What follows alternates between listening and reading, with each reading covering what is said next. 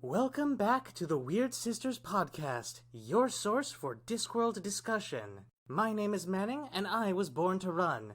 Joining me is Danny. Ready for a night at the opera. And Liz. I'm back in black. I hope you all are ready to rock, because our book this month is Soul Music. I actually didn't read the back cover on this one before I started. So I was like, okay, obviously music stuff, but I wasn't really expecting death to be involved at all. And then I was like, oh, soul music. Well, the cover had, I just thought it was a weird rib cage with a really long neck. Until I realized, no, that's supposed to be a guitar, you dummy. You and I are both using the 25 Years of Discworld cover, as opposed to the original. Yeah, if we were reading from, the original art cover, we would have been able to suss out that it was about death and music. Yeah, I think probably what's the original cover with the Josh Kirby art, and it is a death on a motorcycle flying through the air. I'm looking this up right now. It's pretty great. I see it, oh my god. I'm actually really, okay, I am seriously glad that I didn't have that cover art. Really? Because it was just that much better without it. I hit that plot twist I hit that, not even a plot twist, but I hit that scene, either this morning or yesterday, but very recently. And it took me a minute to get it, but it was just that giant yes moment. Oh my god. I thought it was just more evocative of the vibe of the book. I didn't think it was going to be actually a moment that happens in the story. Yeah. With that, let's get into the trivia section, as jotted down by the secret extra sister, who heard it on the grapevine. Published in 1994 and coming in at just over 130,000 words, Soul Music is the 16th Discworld novel and third in the Death series. The book is jam-packed with references to music from the 50s through the 80s and surrounding culture, with particular focus on the Blues Brothers and James Dean. Of the non-rock references, the country of Lamados is a parody of Wales, and its name is Sodom All spelled backwards as a reference to the town of Llaregub in Quite Early One Morning by Dylan Thomas. The regional accent, speaking with doubled L's, is a direct reference to the Welsh language and the Celtic from which it derived. There is also a mention of the... oh god, here we go again. My mind is going for German. There's also a mention of the Eisteddfod, a traditional Welsh poetry contest that has since evolved and migrated as far as Australia. In Ankh-Morpork there are jokes about a one-armed bandit and a fruit machine, both of which are slang terms for slot machines, often found in pubs like the Mended Drum, which also acquires a clockwork arcade machine that plays a fantasy version of the game Space Invaders. The Clatchian Foreign Legion section is a reference to Beau Guest by P.C. Wren, which is also the source of the punny nickname Bone Idol. The Quirm College for Young Ladies seems to be based on the North London Collegiate School founded by Frances Mary Buss, whose Discworld counterpart is Miss Eulalie Butts, and the music festival at the end is a direct reference to Woodstock, which is remembered as a free festival but in reality just had too many gatecrashers to stop. Soul Music was translated into German in 1996, Dutch in 1997, and French in 2000. In 1998, it was collected along with Mort and Reaper Man into an omnibus titled The Death Trilogy, which had a French translation in 2011. The 1999 audiobook, published by Isis and read by Nigel Planer, lasts 11 hours and 11 minutes. Cosgrove Hall Films produced an animated adaptation of the story in 1996, starring Andy Hockley, Deborah Gillett, and Christopher Lee. The book ranked 151 on the 2004 Big Read Survey. It was the annual Discworld play for Ook Productions in 2016, following the 2014 adaptation by Youth Music Theatre UK. While we're still talking facts, I just want to take a quick moment to say, 1, it's a fact that Black Lives Matter, and 2, that fact is especially appropriate to bring up in discussion of this book, because rock and roll music would not exist without black artists who have been largely erased from the public consciousness. and sadly this book is no exception to that, as I plan to talk about a little bit more at the end. Alright, anything before we go into the summary? I think I'm good. I'm good. I am excited. I am good. I'm gonna make my mouth do the thing. Okay. We open in the Quirm College for Young Girls, where the headmistress is speaking with one of her students. Ladies and gentlemen, may I introduce Susan Stohillet? For those who missed out on Mort, the death of Discworld had an adopted daughter and an apprentice, the two of whom fell in love and became Duke and Duchess of Stohillet, a small but wealthy city. Susan is their daughter, and despite not being genetically related to the Grim Reaper, has some unusual qualities that can only be attributed to her heritage. Now, as we and Susan learn from Headmistress Butts, Mort and Isabel were in a tragic carriage accident. Susan is inconsolable. Literally, this trouble child cannot be consoled because she just accepts that her parents are dead without apparent grief. This part made very apparent that Susan is very intelligent, but also she can get to be a little detached, and I think that sets up her arc in this book really, really well. Yeah, this opening bit did kind of throw me off because this was the part that I had initially attributed to her relation to death rather than all the magical shenanigans that happen later. So it kind of... I made these assumptions about her character, and then those were turned on their head, so I had to regrow to like her throughout the course of the book, which was an interesting experience, but I really wish I could have liked her off the bat. Yeah, I think I know what you mean. It seems like her arc is a little bit confused. We'll probably talk about it at the end. The pieces of a character arc are there, but I'm not quite sure they're arranged in the best order. Yeah. I personally would attribute that to the point of view jumps that these books employ so frequently. We're missing that clean flow from revelation to acceptance to adventure. It just kind of happened. I think that might be also because the focus was meant to be on the rest of the characters, and she was just the interim between what's going on with death and what's going on with the music. Yeah, and I kind of wish this was more her story. Mm-hmm. It feels like it should be. Yeah. Yeah. I think it's there are scenes missing that would really push her into the spotlight. Definitely a topic for later as well. So, far away from Susan, in the rainy country of Lamados, a young bard named Imp E. Selin is on his way to the Bright Light's big city. I think he really ends up becoming a blank slate, and we get little glimpses of his personality. He passionately loves music, and he has very firm beliefs about music in the world. But I feel like his personality is ultimately kind of erased, as we'll get into in a very short minute. I'm a victim of taking things literally. I thought he was an imp until he got to the city. I had a very different picture of him in my mind than most, and I had to very quickly rectify that once people started talking about him with more description. Yeah, I definitely agree with you, Liz, that he's not the strongest character we've seen, but circumstances do conspire against him in that regard. There's a running gag of characters asking if Imp has elf blood in him, which I did not get at first, and thought it was talking about sort of fashionable androgyny, until it was pointed out to me that they're asking if he's elvish. Okay. Elvis. Oh. I did not make that connection.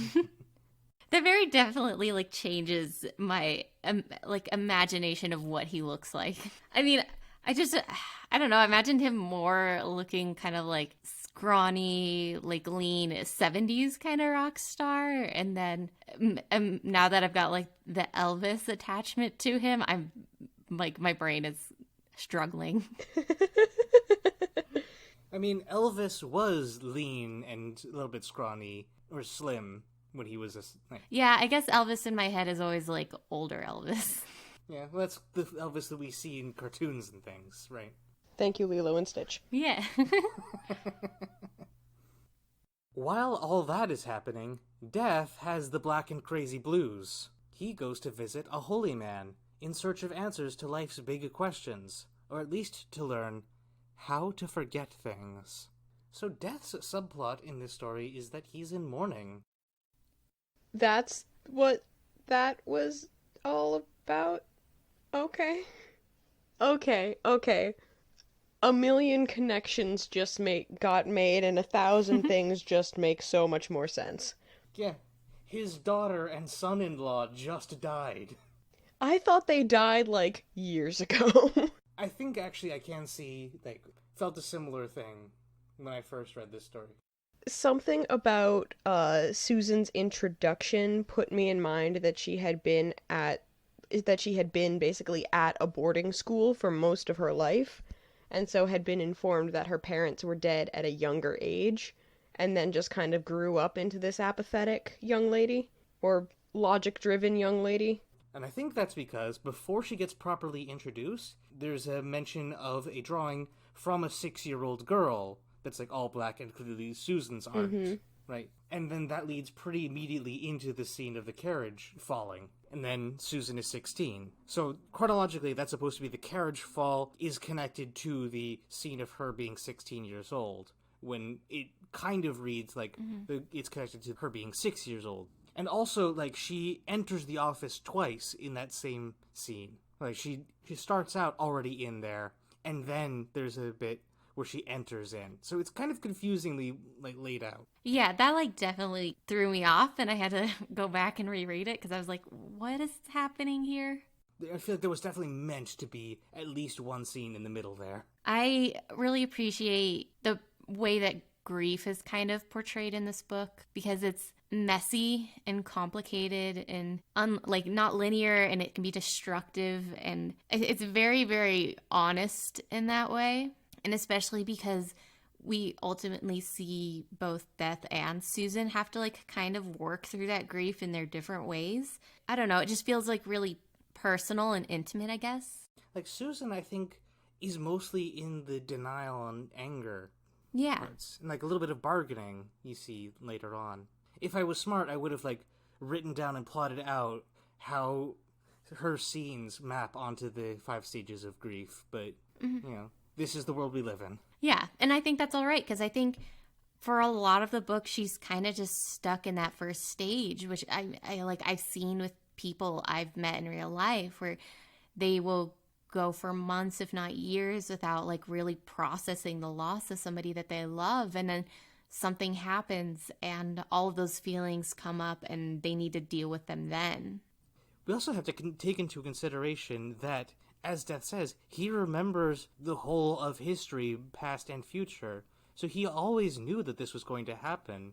And I think on some level he probably expected it to help, but it doesn't.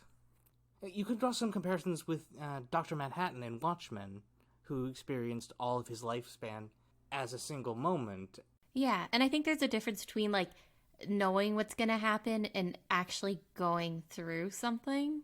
And like the act of knowing like probably even changes how you experience something, because I would like kind of get the feeling that maybe I would feel like I shouldn't feel the way, like I shouldn't feel upset or something over grief because I already knew. But I don't think I would like suddenly not feel upset because I already knew I was going to lose someone, you know? But like even beyond that, we all know that everybody dies. And knowing that fact doesn't really change the process of mourning for us. In the limited time I've had to connect this section of the book to being a story of grief, I've noticed we have a pretty unique way to see it. Certainly we're looking at the different stages in both Susan and in the proper death, but we're also seeing it through the lens of a child. She's 16 and still very much has that it's not fair mindset, and an ageless elder. So we have someone who lost their parents and someone who lost their children at the same time. So it's a pretty interesting way to frame this sort of story. It certainly isn't new, but it's a unique take considering they both act as death. Unique but not new. Yes. Yeah, you're not wrong. So, in Ankh-Morpork, Imp runs afoul of the Musicians Guild and the ridiculous fees they charge for licenses to play music. Here we meet Mr. Cleet, an embodiment of bureaucratic capitalism. It's been stated in this and previous Discworld books that the relatively smooth operation of the city is largely thanks to the self-regulating nature of the guilds, but Mr. Cleet exists as a criticism of that system. It's mentioned that he has moved from guild to guild in search of power, because the goals and ideals of any organization are, to him, secondary to his ability to extract value from them, which is a recurring theme in many Discworld villains. Pratchett definitely does not, hold back on very quickly setting up that Mr. Cleet's the bad guy. He's, almost comically evil. I think part of the success of that is that he's not the main bad guy. Yeah, he's, the B-plot villain. I have to say I did not understand. I still don't understand him, even hearing that. He just sort of existed to me and was an annoyance, which I hope doesn't say too much about my own views on, dealing with bureaucracy, because it exists. Being unable to put two and two together, I think, is going to be a theme for me with this book. And you said that you finished this, today, right? So you haven't had much time to sit with it. It takes a little while for your brain to, run through things and make the connections. That's what fridge logic is all about. Mm-hmm. Yeah, I know, I finished this, 2 or 3 days ago, and I, was sitting and working on something last night, and then I was like, oh, I get Susan's arc now, and just, had it click in my head, and I was like, okay, I feel a lot, better that I got that now.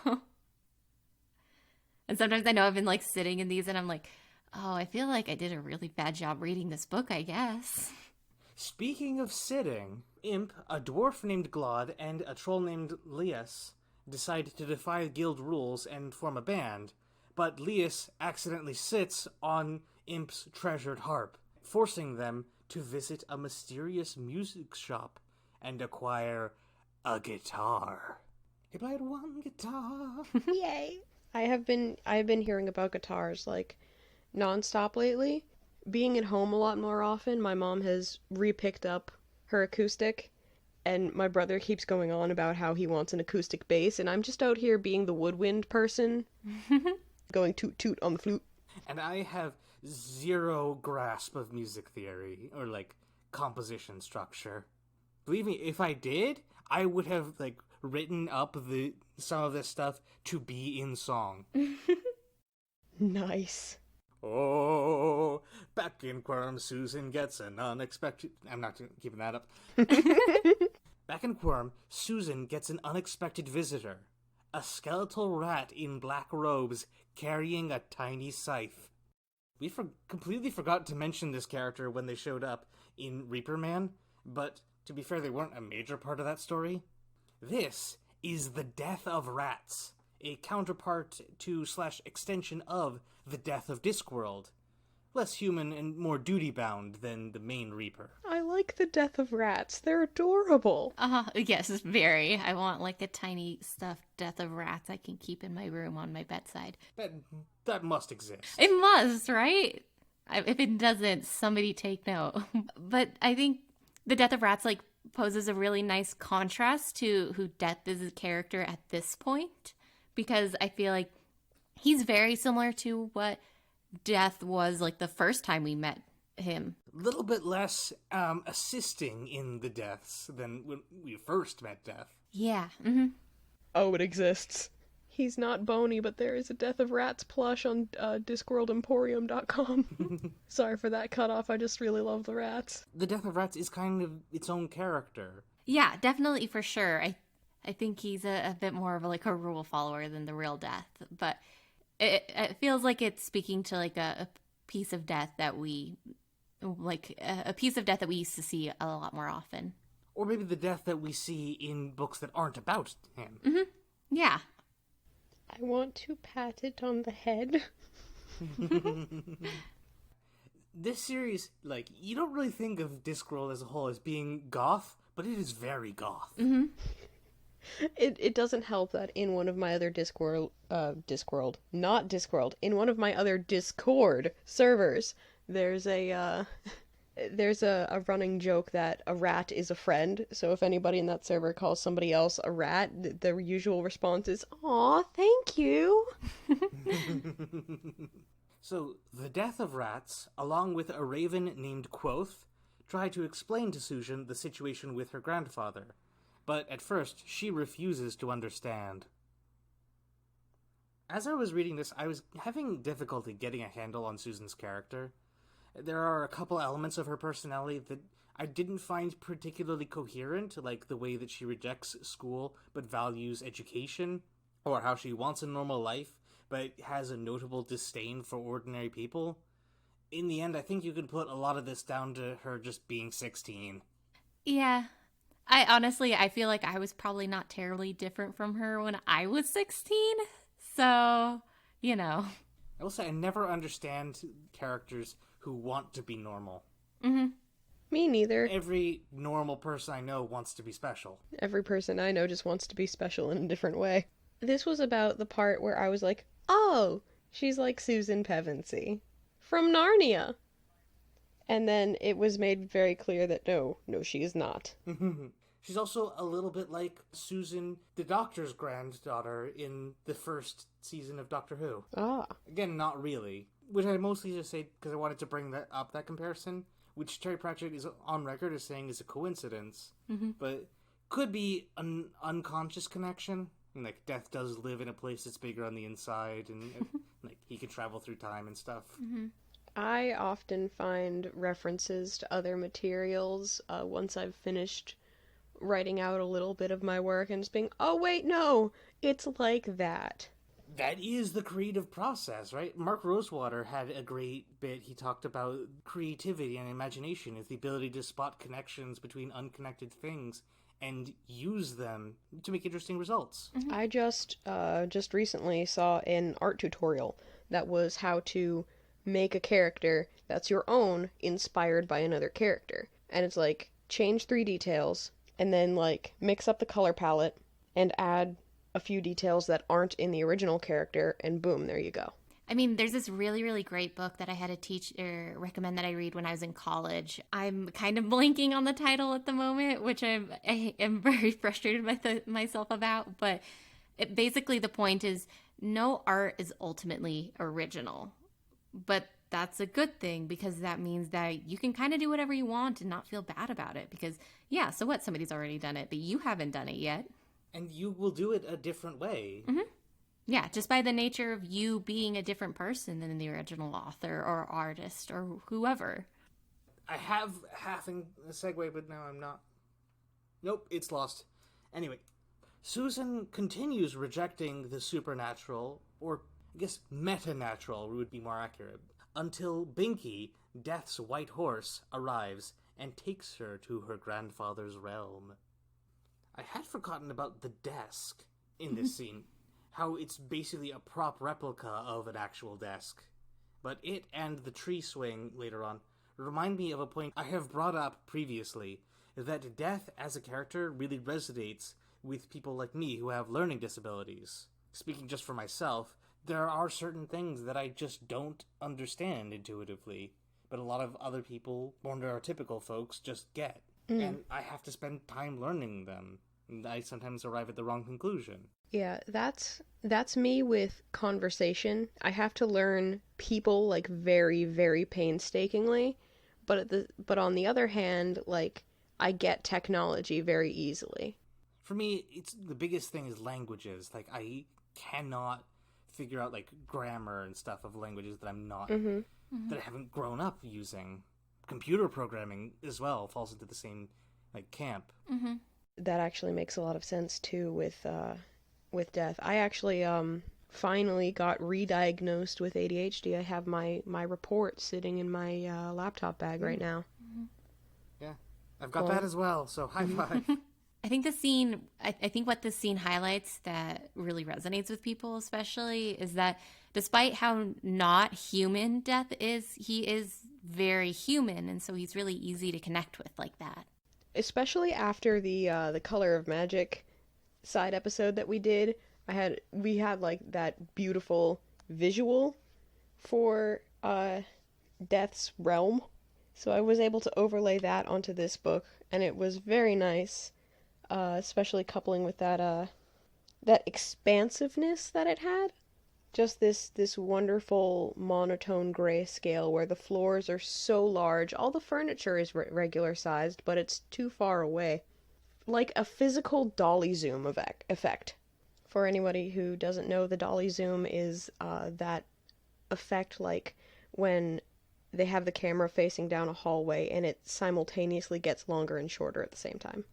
Soon enough, Susan meets Albert, Death's manservant. He tells her more about the duty that she has inherited, but she realizes that if she opens her mind, she can remember how it works, along with the times that she was brought here as a child, memories that she has repressed. There is discussion here about just the limits of the human mind and how that affects what Susan can understand about her life and her grandpa. Yeah, because like Death has the fortune of being like a non-person. So he just is what he is, and he knows what he knows, and he doesn't have to like fit that into any kind of mold. But Susan, unfortunately, was raised a human, and now is having to adapt her understanding to fit all this new stuff about Death in. Oh, and also, if I may digress a moment, there's a delightful gag in here that's also a relatively understated music joke. It was mentioned briefly in Pyramids as well, but in this one it's shown that Albert has a towel with the initials YMRCIGBSA, which stands for the Young Men's Reformed Cultists of the Ichor God Belshamharoth Association. Not to be confused with the Young Men's Christian Association, better known as the YMCA. There's a nice little gag in there. Just spelling out how it leads together for anyone who might not get the joke. That would be really hard to do a dance to. You'd have to get the legs involved. So, Susan heads back to the Discworld to start taking over the family business. I don't know if the scene with the old man passing away is a music reference, but the Valkyries in the battle scene do sing a line from Wagner's Die Walküre, so that's fun. Yeah. The Valkyries scene did kind of seem a little out of place, but it does go to show pretty well exactly how out of her element Susan is. Not quite the same way that Mort was, but yeah. Yeah, I think the one benefit of this scene is that it shows us that the world is like way bigger and has way more going on that we haven't even seen yet, especially in relation to Death, which seems pretty cut and dry, but clearly not. Absolutely. Like, we focus pretty exclusively on like a small portion of the Discworld, but it's stated throughout that there's lots more of it. Mm-hmm. Speaking of some of those other places, Susan's grandfather has joined the Klatchian Foreign Legion. Now, you might assume that joining a military organization to forget is all about the constant hard work of service. But in fact, the Klatchian Foreign Legionnaires seem to have an unexplained curse that makes them all forgetful, and Death is immune to it. After some time, and following a battle where he single-handedly wipes out an attacking troop, Death leaves to seek a different way of forgetting. Back in Ankh-Morpork, Imp, Glod, and Lias have their first show, performing at the Mended Drum Tavern. There, Imp is scheduled to be killed in an axe-throwing accident, and when Susan arrives, she is determined to save him. But when he plays his guitar, something else protects him. The music, electric and alive, takes over his life. Now, when this happened, because you remember the events of, moving pictures, right? Yeah. For the sake of anyone who missed that episode and or book, movies came to Discworld, and through them, basically Cthulhu monsters. Did you expect a similar thing was going to happen here? I think I was, ultimately, because I think up to this point they had been kind of, suggesting something's not quite right with the guitar. But it's very vague on what's not right about it. Once a lot of this started, Yeah, I got that growing suspicion that there was going to be something else there.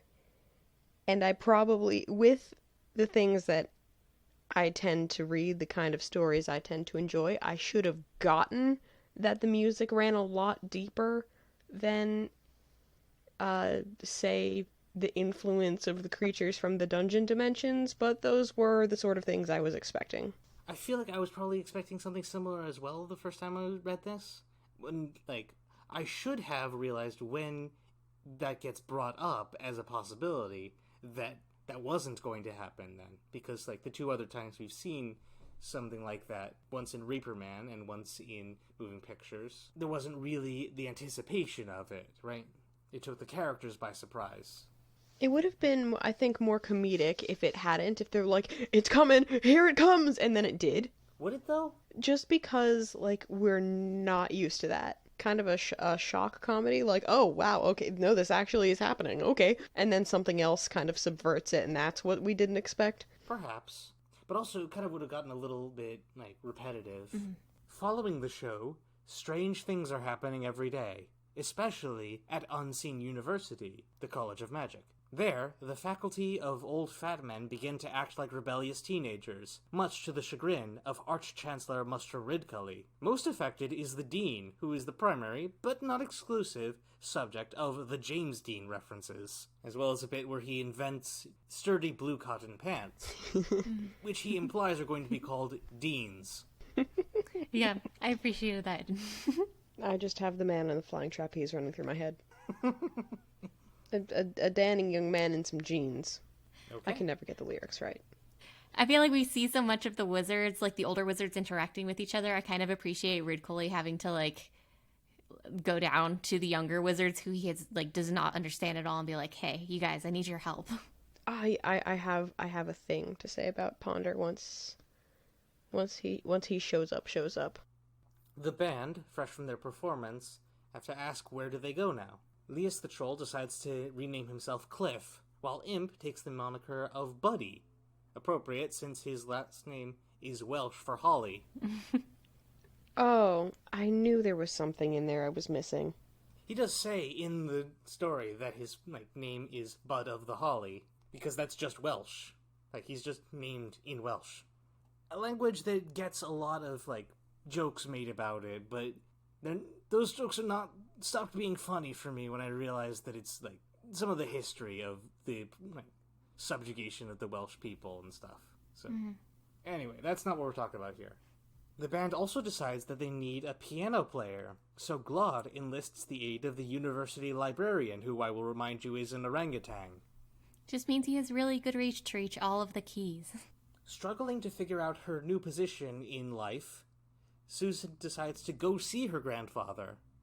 She may not know where he is right now, but she knows one place he definitely was. And so, she takes Binky back in time to the events of Mort. This is the first and, I believe, only actual flashback in the series. Flashback to stuff that we saw, at least. Albeit one in the text, not just the narration. I think the scene did a nice job of, like, filling up any holes that might have existed for anybody else, but also being, like, if you have read it, having that scene just pick up right there feels very meta. I was not in the Mort episode, so I will leave that one to you guys. Will I reread it, knowing that it got referenced, and I should go back and refresh myself on the other ones that I missed? Absolutely. I'm assuming there will be more references to other books the further we go, so I should probably catch up. Oh, yes and no. I think this one specifically just because the existence of Susan is very much derived directly from the events of Mort. Yeah, this book in a sense feels like a very true sequel to Mort. It doesn't really depend on having read Mort the way that The Light Fantastic depended on having read The Color of Magic. Yeah. But it's not really a standalone book. Well, yes, you could. I think you definitely, like, miss out on some stuff, though. Some context. Yeah. Absolutely. At the same time, though, like, there's certain aspects of it that might feel a little bit repetitive if you read this one, especially right after Mort, but like even if you're just doing the Death series, Reaper Man would space them out a little. And also give Death a little bit of context of he does this a lot more often than it seems. But in the whole series, he does this a lot less often than it would seem. The Death series is mostly about Death not doing his job, but that's only a part of the Discworld series as a whole. So Susan witnesses the climactic fight between Death and her father from the end of Mort, where Death dismisses Mort as his apprentice and sends him and Isabel back to the realm of the living. With them gone, he and Susan take some time to talk, discussing him as a grandfather, and about music taking over Buddy's life, plus the duty. The discussion of Buddy's life being taken over by music is focused on his lifetimer, which I don't know if we talked about. Basically, everyone on Discworld has a finite amount of time to live, and those are represented as hourglasses in Death's house that can be just picked up and carried around. We'll come back to that. So, Death asks Susan if she thinks she can handle the responsibility of changing lives, since she says that she wants to figure it out. And Susan asks Death if he's too scared to do it. Upset with her grandfather, Susan returns to Ankh-Morpork to see the next show by the band. Also in the audience are several enforcers from the Guild of Musicians, who want to break up the band, literally. Plus, Ridcully, who watches Susan beat up said enforcers. He assumes that she's one of the Tooth Fairies, who we learn in this book are an organization spread out across the disc. I think Susan ends up kind of detaching from humanity as she steps into Death's role, so I think her interactions with Ridcully kind of help bring her back a little bit. And the same thing when she finally gets to meet Buddy. It's like, I think they kind of ground her and make her seem a little less of like an amorphous being and more of a person. Yeah. Oh, it's an interesting point you bring up, Liz, because I think that she becomes more human once she starts doing the job and like actually interacting with people, because up until that point it seemed like she had been mostly trying to not interact with people as much as she could. Yeah, I think that's really fair. And like, I kind of wish the story had played into that a little bit more, you know? Like, if her first like role as Death, she'd been kind of dispassionate. She kind of was, but a bit more dispassionate and just like doing it the way that Death does. Mm-hmm. But like grown a little bit more of a soul, to put it in a like not great way. Yeah, but I understand what you mean. I think maybe why those interactions are reading that way to me is maybe because those are just very like in-your-face examples of her demonstrating that humanity with other humans. But yeah, I think there's a lot of like potential in there for her to learn how to be a little less apathetic and detached and really like embrace being a person. She doesn't need to be all super logical like she thinks she needs to be. And also she clearly has, the text implies that she has a crush on Buddy. Mm-hmm. Yes. Mm-hmm. Which is like, it's whatever. Yeah, it feels like not a whole lot really comes of it. I'm willing to play the romantic here and say, yeah, it could they have more chemistry than other Discworld couples that we've met so far, simply because of time shenanigans.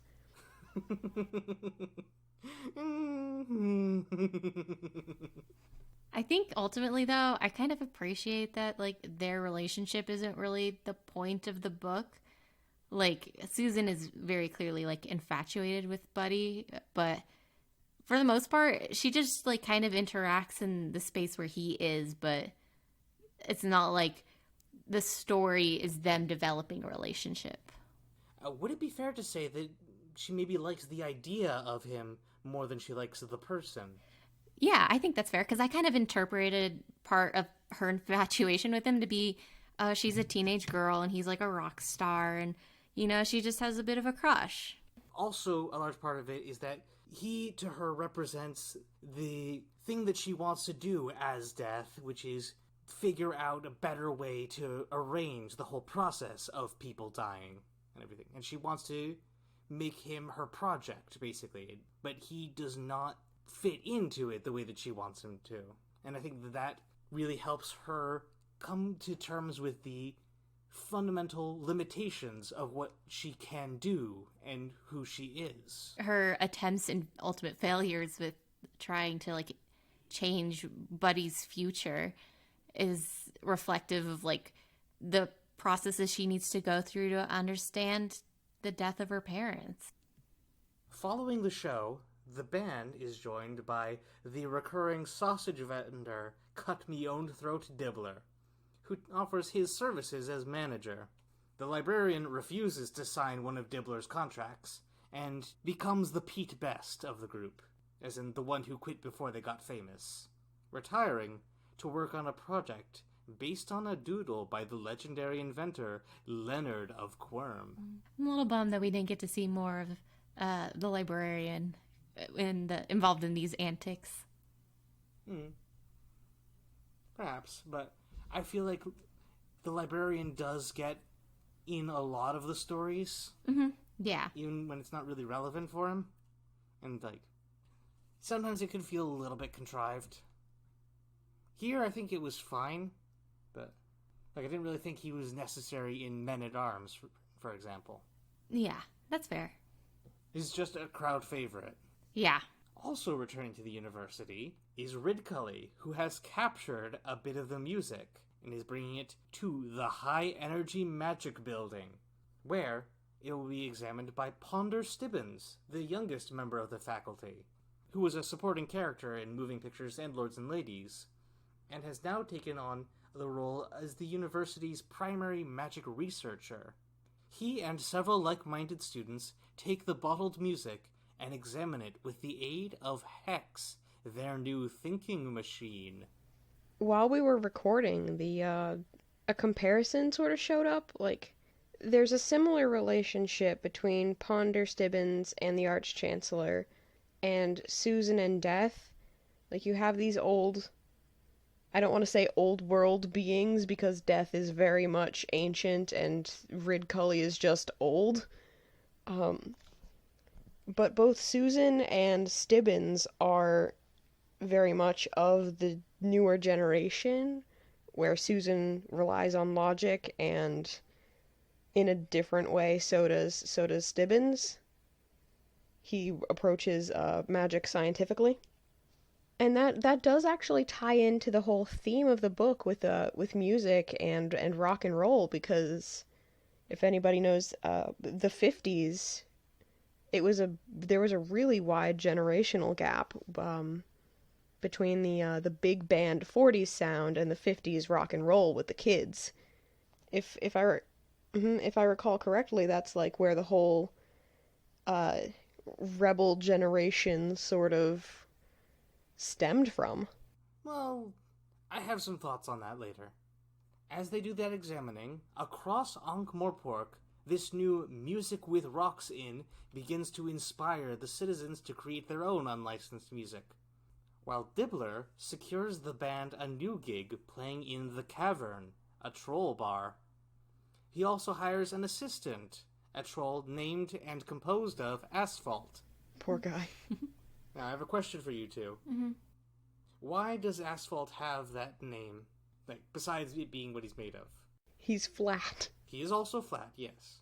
I don't get the reference, though. I'm not sure. Because he's, street-like. Avenue-esque. Reminiscent of a thoroughfare. He's a roadie. Oh, okay. I was like, what? Okay, I'm on board now. As the band negotiates with Dibbler, Buddy demands that they set up a free concert. Dibbler, seeing dollar signs and the possibility of people coming for free, buying food and merchandise, agrees that it will happen once the band gets back from their tour, because he's arranged for them to hold concerts in other cities of the Stowe Plains, and he plans to make a boatload of cash off each one. It's kind of astounding how often Dibbler is like a good business person, while simultaneously his character is that he's kind of just a really awful business person. He will often acquire a lot of money and then lose it. Yeah. He jumps at every opportunity, and sometimes it works, and more often than not, it goes terribly wrong. Yeah. I guess that's a good explanation for it then. Sooner or later, something's bound to hit the wall and stick. Yes, but usually those are his sausages. So I saw the opportunity and had to take it. No, please, that's wonderful. Speaking of things sticking, I guess. Nope, that doesn't work. Some people have a gift for segues. I do not. Speaking of segues, Ridcully, Stibbins, and the students perform the Rite of Ashk Ente, which summons death on the Discworld, and they get Susan.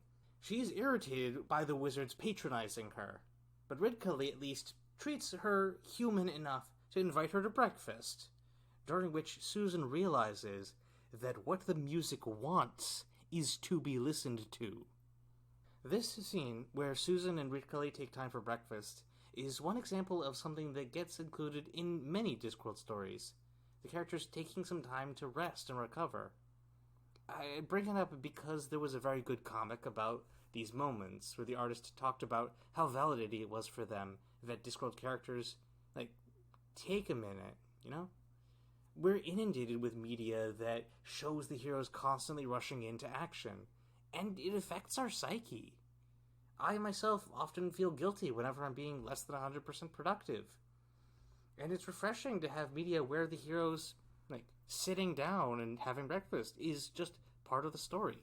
Yeah, I definitely, connect with that, especially, where I'm at, personally in life.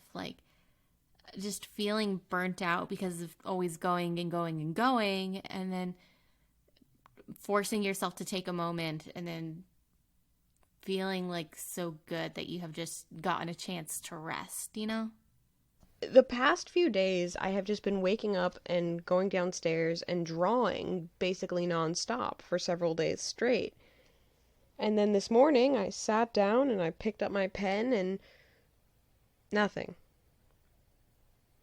Which, thank goodness, I'm at a place now in my own path that I'm able to see that, notice that I'm doing that, and say, okay, no, today is a break day.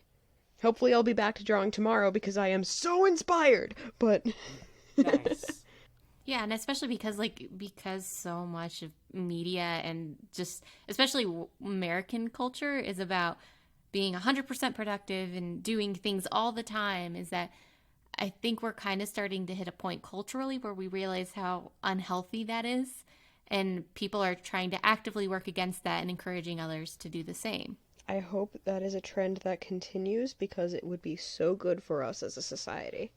Coming back to Discworld, you could make the argument there's a hint of sexism in the way that Ridcully is so unintimidated by Susan, but the narration does indicate he's more interested in just being able to talk with somebody.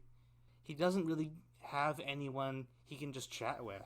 Everybody else is all affected by the music, and also she is a teenage girl rather than a skeleton.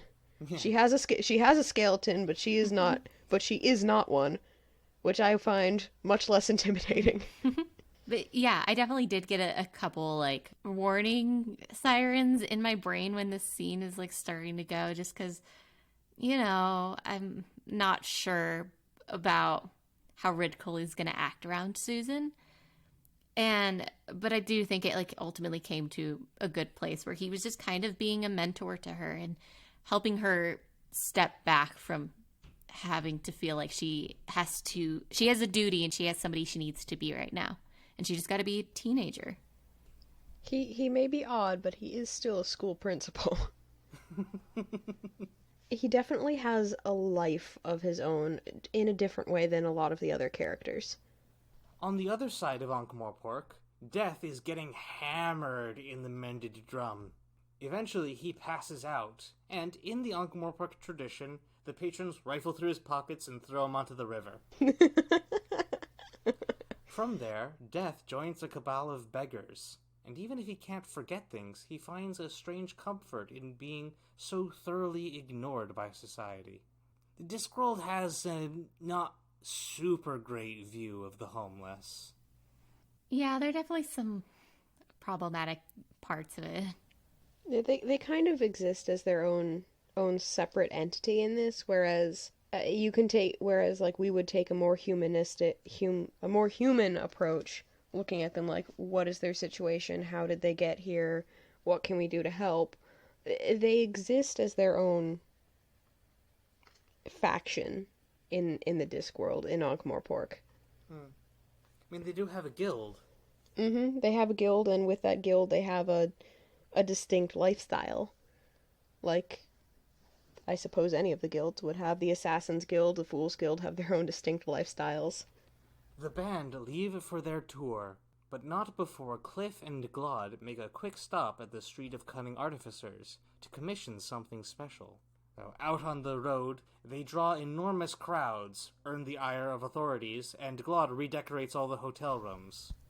Which is a relatively understated gag. For those who, like me, who didn't get it at first, it's because he's inverting the rock band tradition of destroying hotel rooms. I just liked the fact that he just redid it. It's like fresh wallpaper and everything. And the poor hotel staff are like, no, our aesthetic! Susan travels through time again, to the night when her parents died, and Death talks with her about mortality. He can extend people's lives, putting things on pause like he did with Albert. But that's not a human life. Morton and Isabel knew what was going on. They accepted mortality. Like, with Buddy, we do see what happens to people who don't die after their time runs out. They sort of stop being themselves. And with Buddy specifically, part of that is just he's been possessed by the music. But outside of it, he's hollow and lifeless. And I think that's part of what is going on with him. Yeah, definitely. And I think this is the point in the book where it starts to become obvious to Susan why you can't just have everybody live forever. Like, there needs to be an end point. And there's nothing wrong with there being an end point, even when it hurts. I don't think Susan ever really thought that she was going to let everybody live forever, but I know what you mean. Yeah, I think she just had a sense of like, well, why should good people have to die? Like, why can't they just keep living? And if I have the ability to make that decision, why can't I just make that decision without considering that maybe people don't want to, or maybe that there are consequences for doing that? Running out of options, Albert takes his lifetimer and returns to the Discworld. He only has 19 days left, but that's plenty of time to find Death, right? I like Albert. I like Albert. Following the tour, the band returns to Ankh-Morpork for the Free Festival, which has accumulated a spectacular crowd. But before they go on, Glod and Cliff have a surprise for Buddy. His old harp, which they've had repaired and is as good as new. With it, Buddy plays a song for the crowd. A folk song that brings them to tears and reminds a passing Death of where he needs to be. He sings a Welsh translation of Johnny Be Good. Now that you've said this, it's kind of just okay.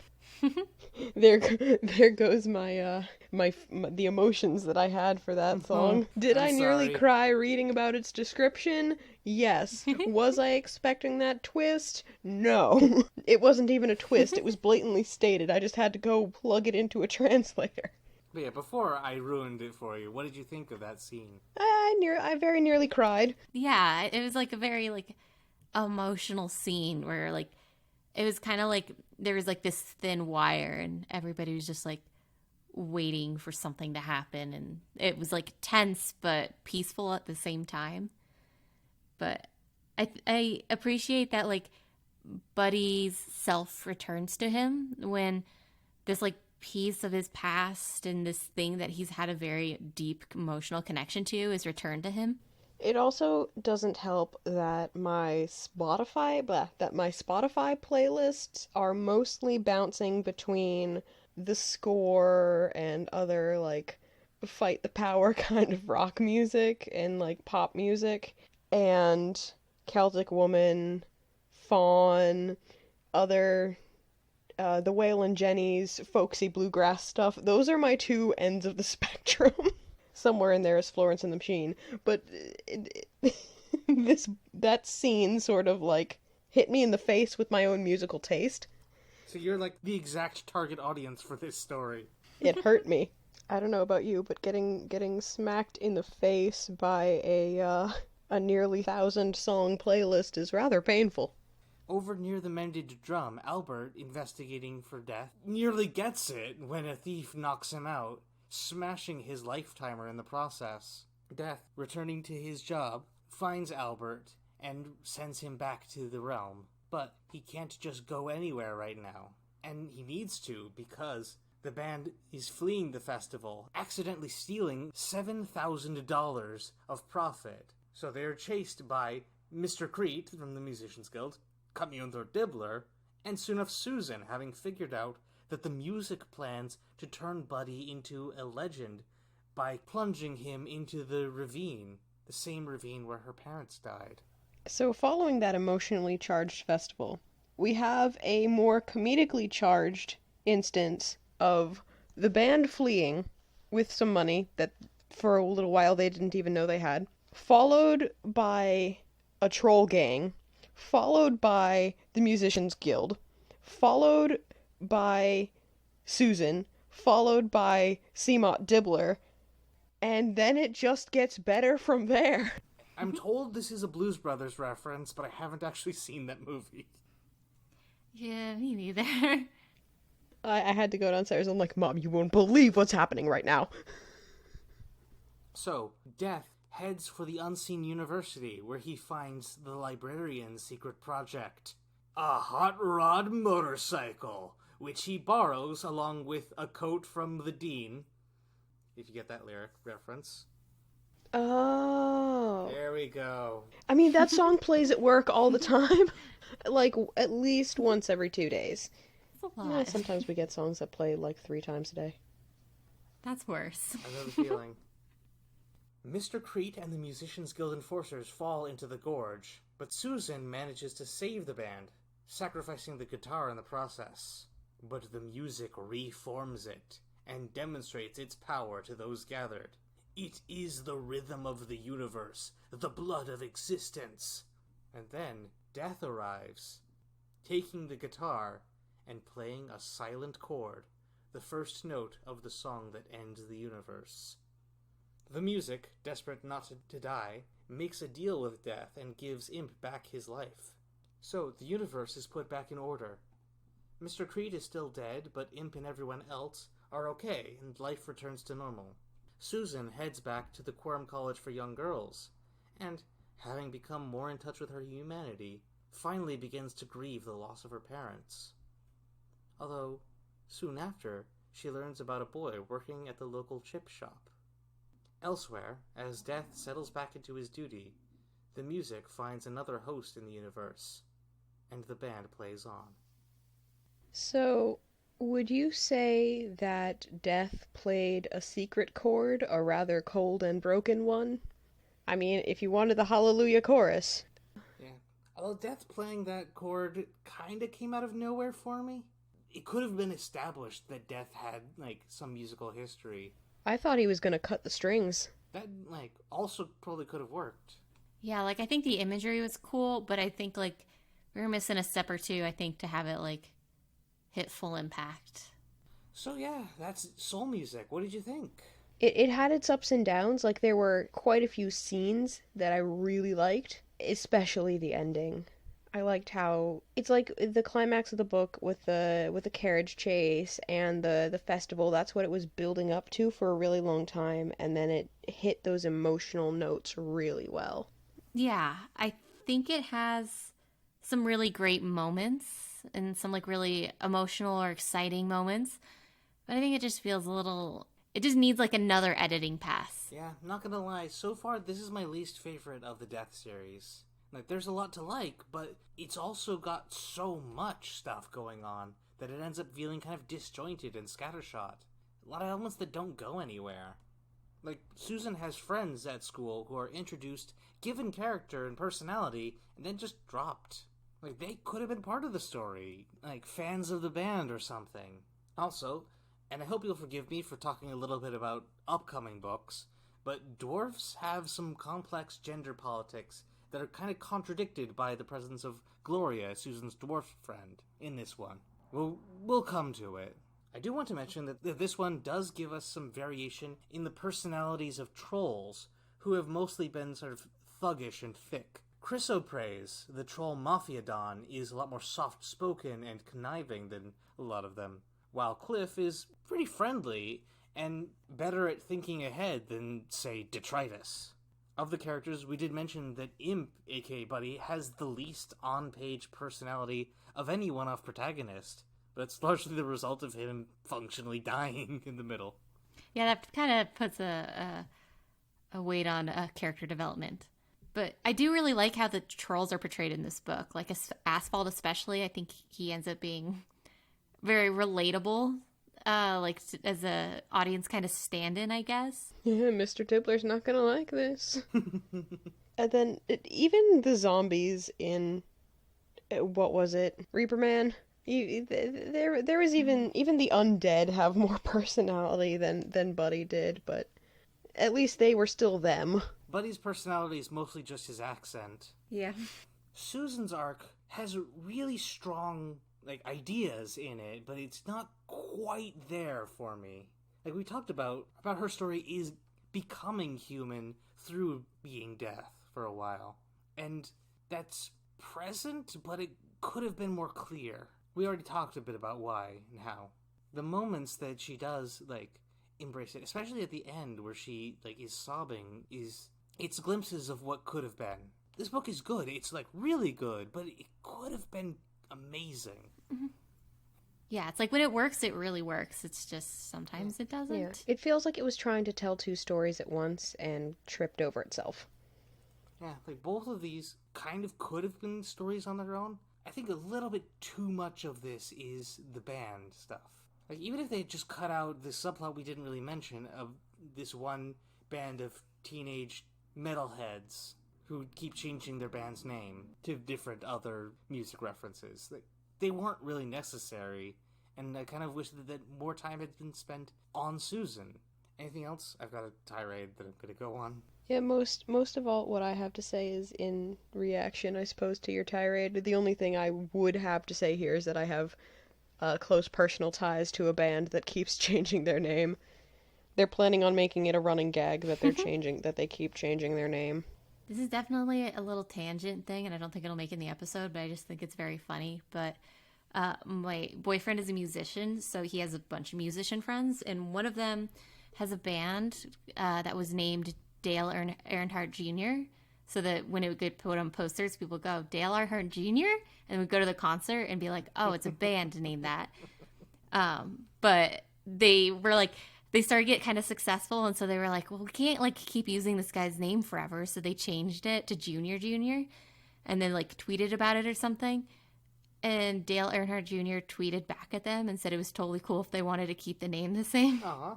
Yeah. That's rad. It's just a fun little story. Oh, real quick. Did either of you have a favorite band reference in this story? There were so many references at the end. Why didn't I highlight them? While you're thinking of yours, I'll tell you mine. It's We're Certainly Dwarves, as a reference to They Might Be Giants. Okay. That was when I was like, I know that's a reference to something, but I'm not getting it. Okay. Yeah. I'm not sure. My issue is I will know things, but my brain doesn't always make connections to the things that I know. So like that one, I could recognize it's a reference to something and that I probably knew the thing it was referencing, but the steps between those things is not going to happen. I liked the not a music reference, but the this is your brain on drugs at the end. Yeah, various other ones. The supporting band's teenagers, they do acquire a deaf leopard at one point. Oh my god. Yeah. Okay. I do appreciate that joke where they're like, oh yeah, we have the legs of a leopard and the body of a leopard and a head of a leopard, and actually it's just a live leopard. Of the offhand ones, and you instead of you two. Yes, that was what it was. Mm-hmm. That's the one. Well, it took me a minute to get what was actually being written in the text. Dwarves with altitude as opposed to attitude. Oh yeah. Mm-hmm. Born to Rune on the back of the dean's jacket. This isn't a reference, but Vetinari liking to just read sheet music was a thing. Yeah, it's like an interesting little character trait. If you two don't have anything else, then I'll go into my little rant there. Yeah, go for it. One thing I mentioned near the beginning of this episode is that this story does very little to examine the history of rock and roll beyond the superficial, and in doing so it bypasses most of the black artists that made the genre what it is. By positioning the music as a cosmic force, this book kind of ignores the political origins of the genre, and actually reduces its meaning. Rock and roll isn't just bratty teens rebelling against their parents. It's rooted in the rejection of racist institutions, and the affirmation of identity outside of puritanical moralism, inspired by genres such as jazz and gospel music, which were created by black musicians as an expression of their experience in a world that, then and now, too often fails to recognize their humanity. This isn't something that just exists. It was a push back against a specific institution. And that's something we need to remember. This is all surface level stuff. I'm no music historian, but I do believe that media is political, and reducing a movement to its aesthetics does a disservice to everyone involved. Yeah, I think there's a lot of beautiful and important context to all of this. And it's hard to translate that into a story that does not inherently share the same politics as our world. But not mentioning it doesn't also feel like the right decision. There's prejudice in, aspects and elements of racism as we've, known it. And I think Terry Pratchett feels like he wants to depict things honestly and empathetically. Some stuff you need to examine a little bit more closely, you know? Yeah. Mm-hmm. True. He never comes from a place of punching down, right? Not intentionally. Yeah. Yeah, there's that little hypocrisy that I've been seeing a lot lately, is people turning against sort of the music that they grew up with as teenagers because their messages are, too much for them to handle at whatever stage of life they're at, when such bands include Rage Against the Machine.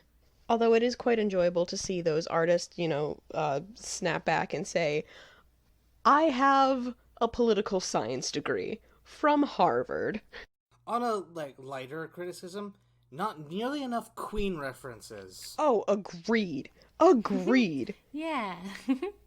The ensemble band, they were a couple thoughts away from becoming the Rolling Stones or the Who.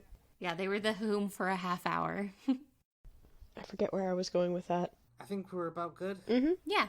Well, it's late in the evening, so I want to say thanks for the memory to my co-hosts, to Willow Carter for our theme music, and to all of you who know who to listen to. If you want to give us some money for nothing, check out our Patreon, where for as little as $1 a month, you can become eligible for the patron shoutout. This month, we say thanks to Robin, our small God Save the Queen. Thanks, Robin. I'm making a heart shape with my hands. We're coming up on One Hot July, during which we will be reading Interesting Times. So join us for that. Liz, would you be so kind as to cut favorite footnote loose? Of course. Rats had featured largely in the history of Ankh-Morpork. Shortly before the patrician came to power, there was a terrible plague of rats. The city council countered it by offering 20 pence for every rat tail. This did, for a week or two, reduce the number of rats, and then people were suddenly queuing up with tails. The city treasury was being drained, and no one seemed to be doing much work. And there still seemed to be a lot of rats around. Lord Vetinari had listened carefully while the problem was explained, and had solved the thing with one memorable phrase, which said a lot about him, about the folly of bounty offers, and about the natural instinct of Ankh-Morporkians in any situation involving money. Tax the rat farms. Alright, that's it for us. Thank you, good night. Until next time, The turtle moves!